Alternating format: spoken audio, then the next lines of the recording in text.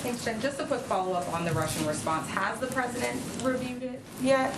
Again, I don't have any update on that. What I can tell you is that our efforts remain having continued diplomatic conversations with our counterparts in Russia, as is evidenced by the Secretary of State's plans for next Wednesday, unless they, of course, invade, and the president's engagements that he is a part of at this point in time. But I think it's important to note that when we look at how we're going to engage in diplomacy, it's also important that we look at how Russia is responding, right? And Russia's threats of war, if their demands aren't met, are inconsistent with diplomacy. So we are going to leave the door open, but I think the Secretary of State's commitment to or openness to meeting or to engaging with his counterpart is evidence of that. And I know you got a question on the call that's happening as we speak, probably with the transatlantic leaders. Just on the president's framing of this, does he see this as getting the allies on the same page as a final check-in before an anticipated invasion, given that he said he's expecting it within the next several days? It's a part of our ongoing engagement, so I wouldn't put it in those terms. We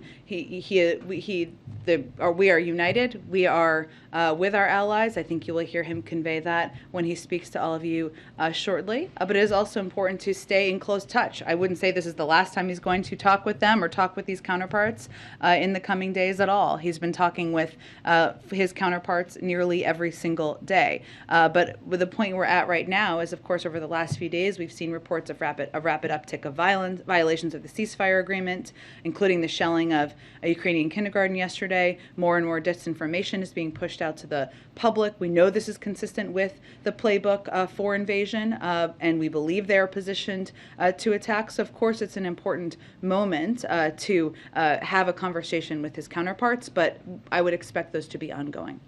Go ahead. Did you accidentally leave off of the week ahead the president's interviews of Supreme Court candidates?